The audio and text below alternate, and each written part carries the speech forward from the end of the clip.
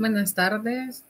Vamos a continuar con el contenido de la unidad de la materia de análisis de laboratorio clínico y vamos a hablar entonces de los lípidos.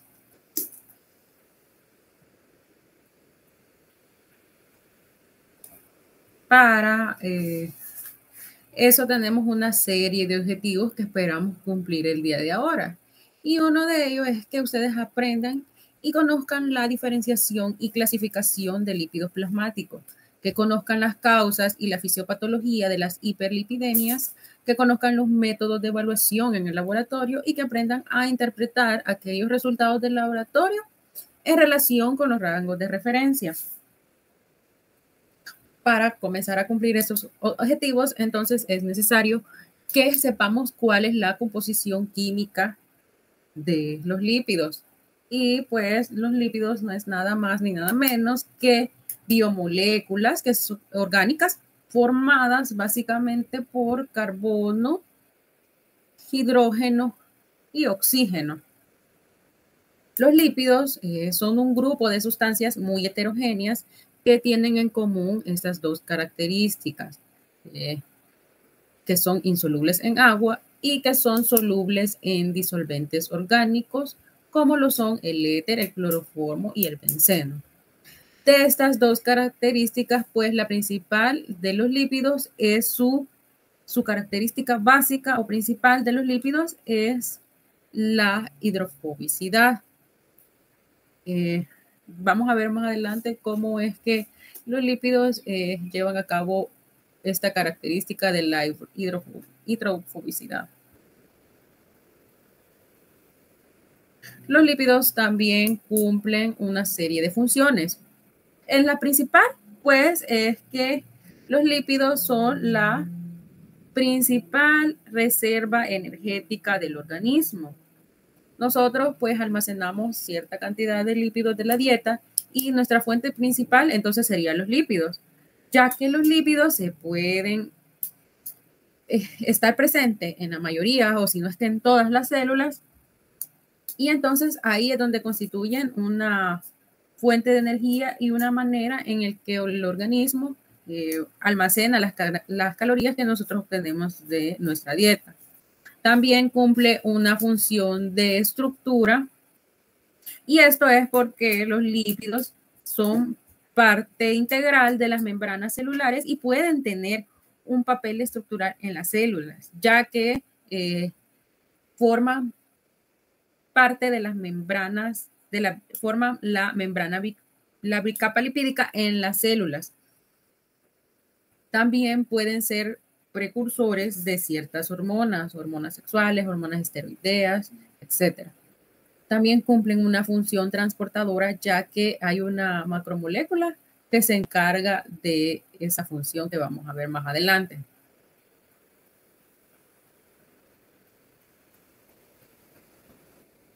Pero también es necesario que hablemos de los tipos de lípidos que existen. Y aquí vamos a tocar unos cuantos. Existen muchos otros, pero vamos a tocar solo los ácidos grasos, triglicéridos, colesterol. Y pues si pueden ver al final, he consultado la bibliografía de dicho, ahí van a encontrar muchos otros, pero ahorita vamos a hablar solo de estos. Los ácidos grasos, entonces, van a ser aquellas cadenas lineales de enlaces de carbono-hidrógeno que terminan con un grupo carboxilo. En el plasma o en el suero va a existir una cantidad pequeña de ácidos grasos, porque estos aquí, cuando están en pequeña cantidad, pues están en forma libre o sin esterificar, pero la mayoría de los ácidos grasos los vamos a encontrar unidos a la albúmina o pueden también estar formando o ser parte de los triglicéridos o de los fosfolípidos. Entonces, en suero plasma vamos a encontrar pequeñas cantidades sin esterificar.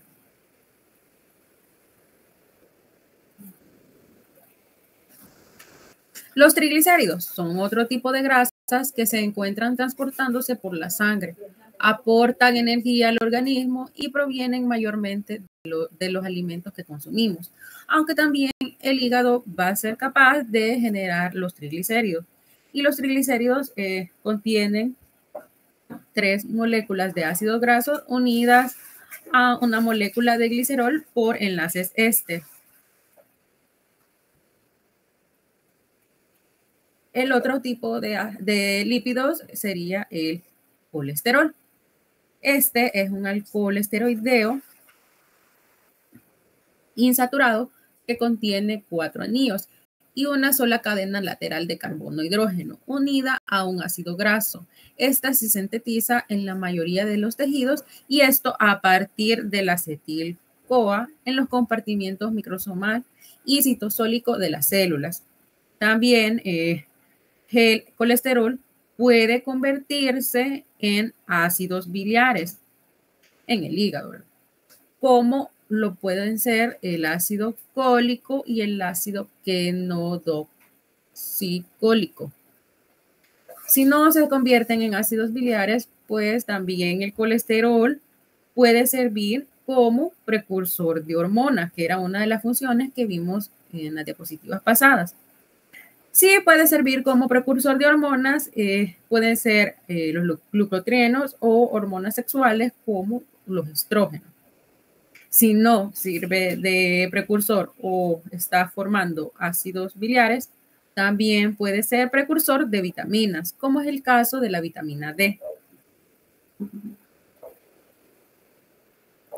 Luego nos vamos a pasar a la macromolécula o los complejos macromoleculares que conocemos como las lipoproteínas. Estas lipoproteínas nosotros las asociamos con la función de transporte. Las podemos comparar como que son unas balsas, como que son unos barcos, que pues se encargan de llevar ese colesterol, ese triglicérido o en pocas palabras esos lípidos que no pueden ser transportados en la sangre o en la linfa por su principal característica que hablábamos en el principio de la hidrofobicidad, sino que necesitan una estructura para poder movilizarse y esa es la que conocemos como las lipoproteínas.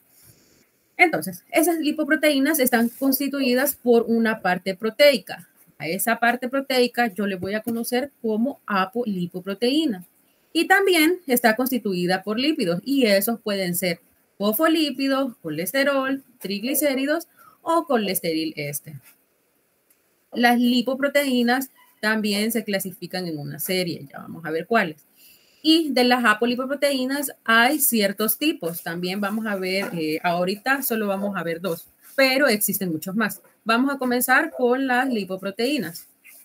De las lipoproteínas podemos decir que existen 5 y esas van a ser el kilomicrón, el VLDL o lipoproteína de muy baja densidad, el IDL o lipoproteína de densidad intermedia, el LDL o lipoproteína de baja densidad, el HDL o lipoproteína de alta densidad.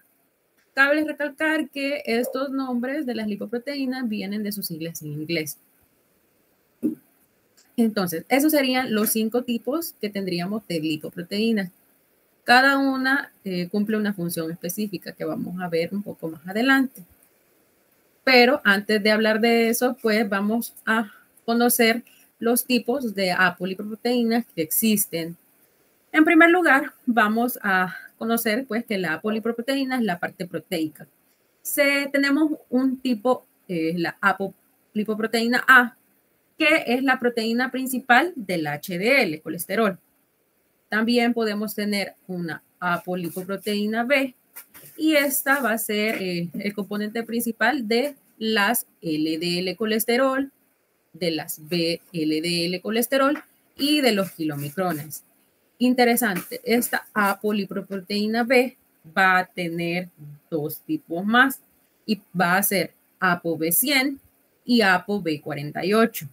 La ApoB100 va a constituir a las LDL colesterol y también va a constituir a las VLDL colesterol.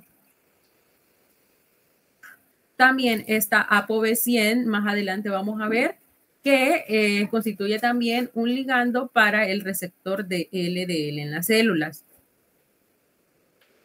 Con respecto a la ApoB48 podemos decir que esta es exclusivamente constituyente de los kilomicrones.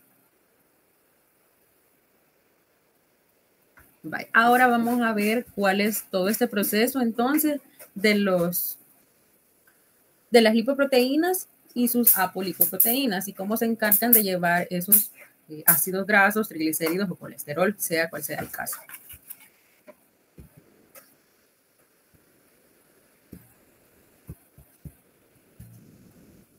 En primer lugar, pues todo lo que comemos, todo lo que ingerimos nos lleva a un proceso de digestión. Digerimos y ya a nivel de intestino, pues lo absorbemos todos esos lípidos que hemos ingerido en el intestino y los podemos almacenar ahí o podemos liberarlos hacia la linfa o hacia la sangre a través de la primera lipoproteína que vamos a conocer y esa va a ser el kilomicrón. Entonces, esa sería la primera lipoproteína que vamos a conocer. Luego, gracias a la lipoproteína lipasa, va a hidrolizar ese kilomicrón porque lo que nosotros necesitamos es obtener la cantidad más pequeña que vamos a necesitar más adelante, ya vamos a ver para qué. Entonces, vamos a hidrolizar por medio de la lipoproteína lipasa ese kilomicrón y vamos a obtener un remanente. Cuando obtenemos ese remanente, pues va a ser una estructura mucho más pequeña como al inicio lo era.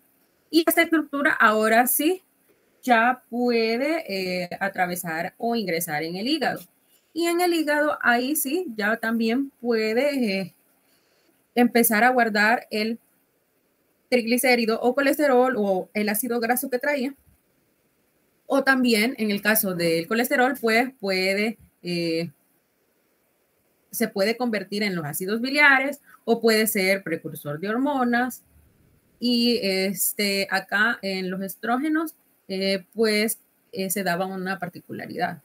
Se han visto estudios o se ha visto que es más común que las mujeres presenten valores más altos que los hombres de colesterol. ¿Y por qué puedan pensar que es eso? Pues porque las mujeres contenemos una mayor cantidad de estrógenos, células sexuales, que los hombres. Entonces podemos nosotros tener, o se han visto casos en los que la mayoría de mujeres presentan una elevación de colesterol por las hormonas. Y si no está formando una hormona, pues también puede ser un precursor de una vitamina, como es en el caso de la vitamina D. Bueno, pero si no decide ser ninguno de esos y hay una célula que está solicitando alguna cantidad de lípido, entonces el hígado no puede mandar ese triglicérido o colesterol o ácido graso, no lo puede mandar por la principal característica que ya hablábamos, que era la hidrofobicidad. No puede transportarse así, entonces necesita una lipoproteína y en este caso la que él necesita es la VLDL, colesterol. Esta en la circulación va a ser hidrolizada por la lipoproteína lipasa y va a pasar lo mismo que acá. Va a quedar un remanente de esta VLDL y a ese remanente nosotros le vamos a conocer como IDL colesterol. Ese IDL colesterol puede regresar al hígado o por medio de la lipasa hepática puede hidrolizarse hasta LDL. Y acá es donde teníamos a la ApoB100, que decíamos que era constituyente de las LDL. Entonces, puede hidrolizarse por medio de la lipasa hepática a LDL y luego este LDL ya sería la partícula más pequeña que nosotros podemos obtener. Y esa partícula, ahora sí, ya puede ingresar a la célula, llevar el lípido que traía y utilizarlo para su metabolismo o para su requerimiento nutricional que ella tenía. Pero lo hace por medio de su LDL receptor que va a tener la célula. Entonces se va a unir con el LDL y va a poder ingresar. Luego, puede ser que al final esta célula tenga más lípidos o de los que ella necesitaba. Y entonces este exceso de lípidos necesita regresarse otra vez al hígado. Y para eso vamos a utilizar otra lipoproteína. Y la que vamos a utilizar en este caso sería la HDL, que regresa el remanente de colesterol o de triglicéridos o de ácido graso al hígado otra vez.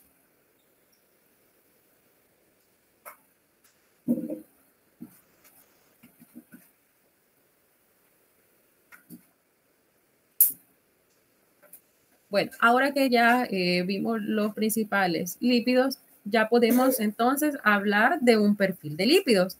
Y un perfil de lípidos o el perfil lipídico o el perfil de riesgo coronario va a comprender todo un conjunto de pruebas de laboratorio que colaboran con la evaluación para determinar el estado del metabolismo de los lípidos corporales o del riesgo de desarrollar una enfermedad cardiovascular o cerebrovascular. Entonces, esos constituyentes del perfil de lípidos van a ser HDL, LDL, triglicéridos y colesterol total. También puede ser VDL o IDL.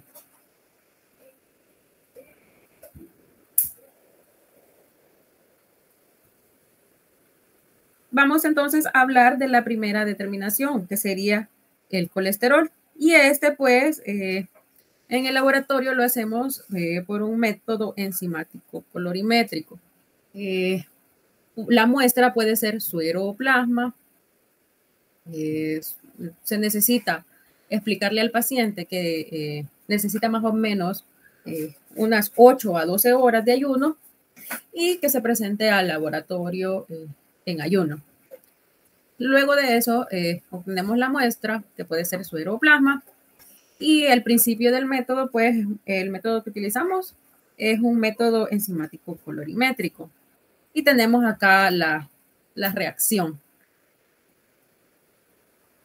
Los ésteres de colesterol que tenemos presentes en la muestra, más agua, por medio de la colesterol esterasa, se desdoblan en colesterol y ácidos grasos. Y luego ese colesterol libre, por medio de la colesterol oxidasa, me forma la colestenona más peróxido de hidrógeno. Y ese peróxido de hidrógeno más fenol más la aminofenazona, por medio de la peroxidasa, me forman la quinoneimina. Y esta quinoneimina se dice que es directamente proporcional a la cantidad de ésteres de colesterol que yo pueda tener en la muestra. Los valores de referencia de este método son los siguientes. Menos de 200 miligramos sobre decilitros me constituyen un valor normal. Pero si mis rangos son entre 200 y 239, pues el riesgo de padecer una enfermedad cardiovascular, pues ya podría ser moderado. Si mis valores son arriba de los 240, el riesgo pues es alto. Se recomienda que cada laboratorio tenga pues sus propios valores de referencia,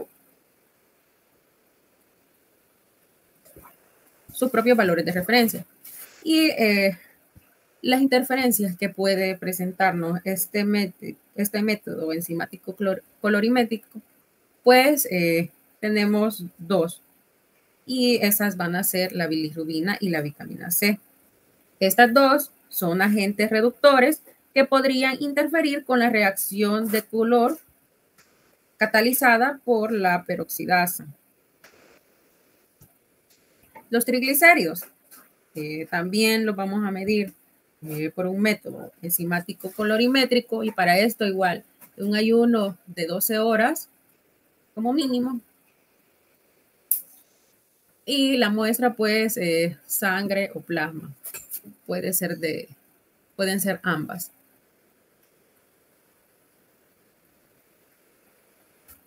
Luego que ya tenemos nuestra muestra, pues pasamos a hacer el método. Acá los triglicéridos son hidrolizados por las lipasas que van a descomponer los triglicéridos en glicerol y ácidos grasos. Luego ese glicerol por la glicerol quinasa va a ser transformado en glicerol 3-fosfato más ATP. Luego, el glicerol 3-fosfato es convertido en fosfato dihidroxiacetona y peróxido de hidrógeno por la acción de la enzima glicerol fosfato oxidasa. A partir del peróxido de hidrógeno y la aminoantipirina, por medio de la peroxidasa se va a formar una quinonimina o un complejo coloreado. Y los valores de referencia del triglicérido son los siguientes. En hombres vamos a tener de 40 a 160 miligramos sobre decilitro y en las mujeres de 35 a 135 miligramos sobre decilitros. Estos valores son orientativos. Es recomendable que igual cada laboratorio establezca sus valores de referencia. En las interferencias que podemos tener con este método, pues son las siguientes. Valores de bilirrubina hasta 10.000 miligramos sobre decilitro y hemoglobina hasta 200 miligramos sobre decilitros no van a producir interferencias significativas.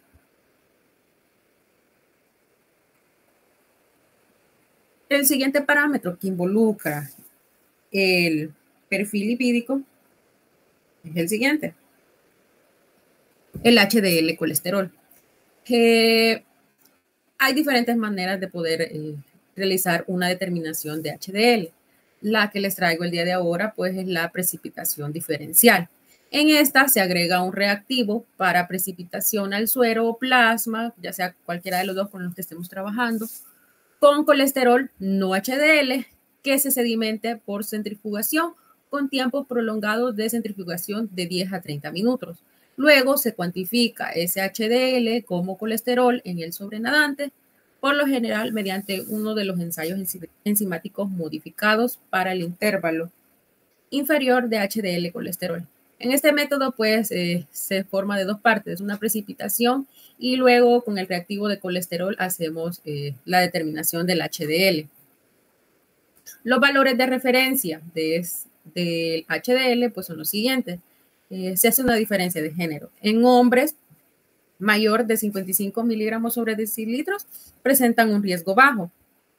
De 35 a 55 miligramos sobre decilitros, un riesgo moderado. Menos de 40, un riesgo alto.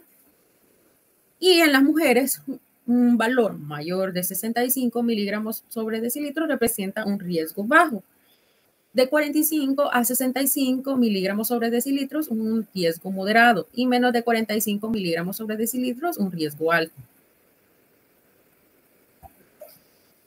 Las interferencias que podemos tener al utilizar el HDL son las siguientes. Bilirrubina, niveles mayores de 10.000 miligramos sobre decilitros presentan interferencia. Y hemoglobina mayor de 5 gramos sobre litros igual puede afectar los resultados. El otro parámetro que involucra el perfil lipídico es el siguiente, el LDL colesterol. Este método de acá, pues, es un ensayo homogéneo sin precipitación que se da en dos pasos. En el primero se agrega un reactivo que se le conoce como reactivo A. Esto es por el método que han utilizado, que solubiliza las partículas lipoproteicas no LDL y el colesterol liberado es consumido por la colesterol esterasa y la colesterol oxidasa en una reacción sin desarrollo de color. Luego, con un segundo reactivo B, solubilizamos las partículas de LDL formándose por la presencia de enzimas y un reactivo cromogénico, un color proporcional a la cantidad de LDL colesterol que esté presente en la muestra.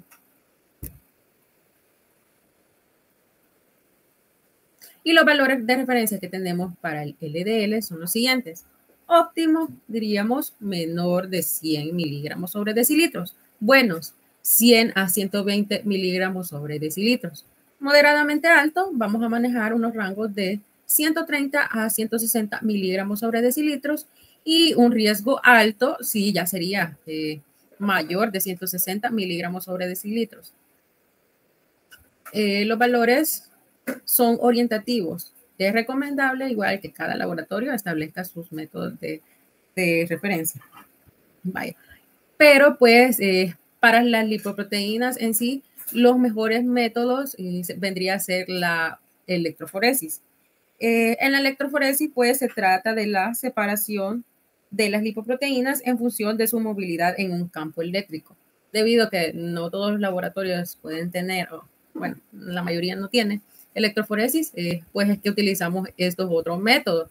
Pero lo recomendable sí sería mejor la electroforesis.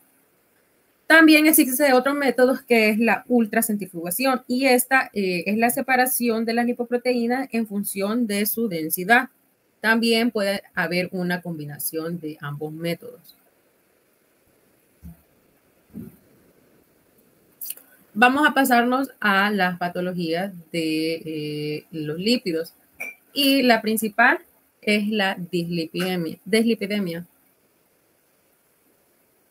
Esta es una serie de diversas condiciones patológicas cuyo elemento común es una alteración del metabolismo de los lípidos con su consecuente alteración de las concentraciones de lípidos y de las lipoproteínas en la sangre. Estas dislipidemias se clasifican en dos, en hipolipoproteinemias y hiperlipoproteinemias.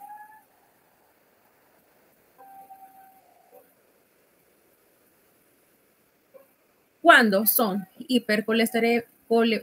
son de tipo hipercolesterolemia, vienen más que todo de origen genético, pero las de tipo hipertrigliceridemia puede ser por la alimentación, alguna nefrosis, o en casos de diabetes, pues está más que todo mayormente relacionado. También problemas con la tiroides, podría haber un incremento de los triglicéridos.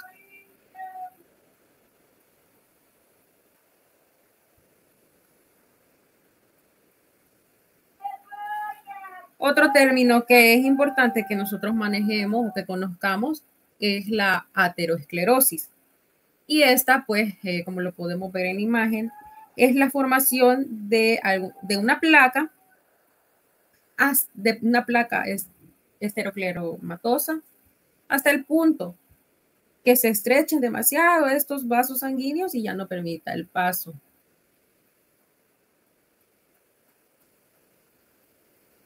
También existe una fórmula o una ecuación de Van-der-Waals, pero esta se basaba en lo siguiente.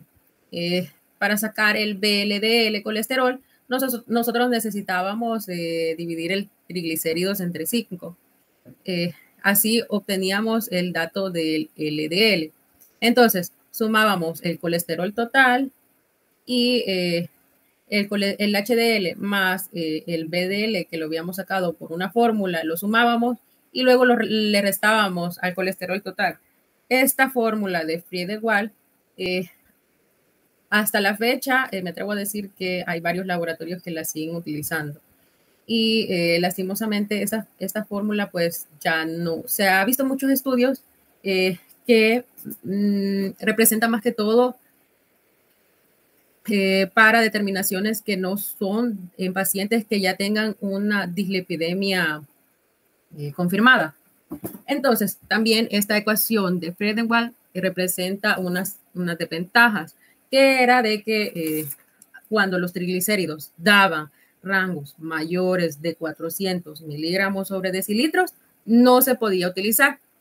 Y también salieron varios artículos científicos de instituciones de mucho prestigio en los que decían que ya no eran 400, eran 200 los que ellos habían estimado que si tenían los triglicéridos en 200, pues ya no eran confiables estos resultados que se obtenían de la ecuación de Van-der-Waals. Entonces, representa una desventaja, sería que valores de triglicéridos mayores de 400 no podemos utilizar esta fórmula. Y también en personas que tengan una dislipidemia ya confirmada, esta fórmula tampoco nos serviría. Y pues hasta la fecha han salido otras nuevas fórmulas que sí se ha visto que son mejores que esta, y son las de Hopkins. También hay en internet pueden encontrar una calculadora que tiene una serie de ecuaciones que combina esta de Hopkins y de Frederick, y pues ha obtenido un buen sesgo.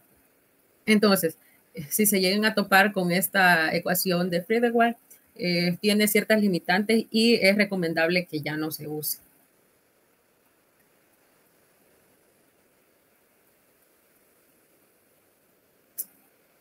Y para finalizar, pues para la determinación de el perfil lipídico, nosotros necesitamos una muestra por punción venosa, y esa puede ser suero o plasma. Se puede almacenar ese suero o plasma a 4 grados centígrados por 48 horas o por una semana como máximo. Pero pues realmente no es recomendable estar descongelando y congelando ese suero plasma. Y el plasma que es obtenido con ácido etilendiamino amino tetracético, pues se ha visto que es errores, ya que podría formar microcoágulos que en el momento de hacer una determinación en equipos automatizados, pues estos tapaban las agujas y pues se recomienda mejor que sea con suero.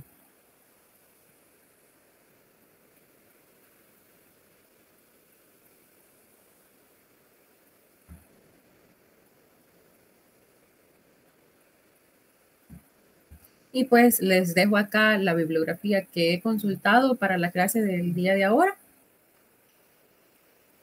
Y pues eso sería todo de mi parte. Muchas gracias por su atención.